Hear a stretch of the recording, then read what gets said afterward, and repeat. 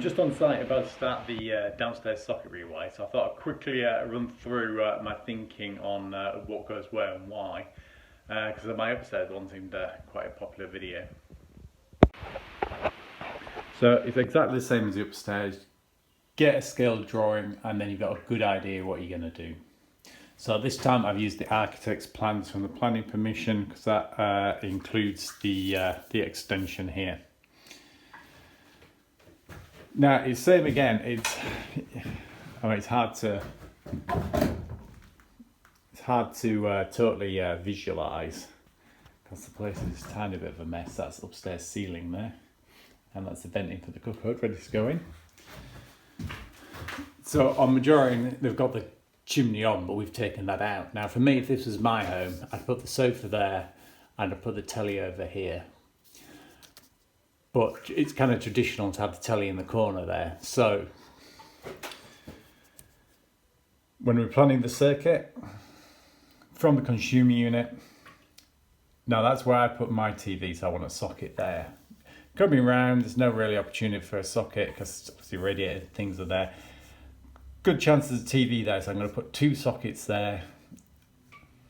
You know, one for the TV, one potentially for lights if the sofa goes there like I think it should do, and equally another socket on the other side of the sofa. So you've got kind of two scenarios. You could put the sofa there, TV sort of traditionally in the window bay, or for me, sofa on the back wall. Now that it's a straight wall you can, and the TV go on this flat wall here. I mean, we're going to have a door there to access the understairs cupboard, but I think that wall is big enough to accommodate it. I've penciled it on there, so you've still got quite a big wall left to play with.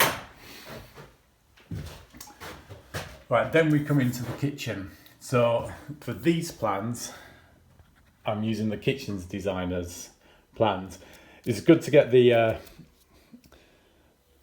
what the wall will look like, because everything's different heights in the kitchen. So I'm going to come through.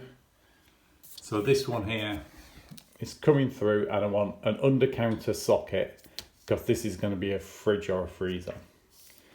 Then I want an over counter socket just generally for appliances, whatever. That should be about 30 centimeters away from the hob.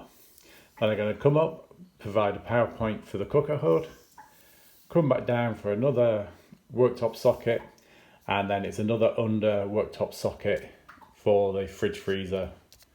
So these are going to be under counter fridges and freezers. Then off into the extension. I'm just going to do 4 sockets. For me, it's a dining room. It may become a family living space, so just 4 sockets. Again, we can look at the IET book to see what they recommend in terms of sockets. And then it's back through into the kitchen. This time it's on the sink side. This is going to be a dishwasher. This is going to be a washing machine. So I'm going to come through. In the under sink cupboard, I'm going to have a socket there, so those two can plug in. You could put fuse spurs behind the units, but it tends to be the spaces there is so cramped that the depth of a plug will stop the appliance going in where you want it to. So from this socket for those appliances, I'm going to come up, again, a minimum 30 centimeters from the sink. Then I'm going to come up, provide a socket there, up, this is where the boiler is going to be, up through there, and then where we are, through the toilet, and then back to the consumer unit. So it's the same story as the lighting circuits, is get your plans. Once you know roughly what is going where and how, and then you can do your sockets around it. Well, I hope you found that useful, and we'll see you on the next one. Hopefully without the COVID hair. Please don't forget to like, subscribe and comment. Thanks. See you on the next one.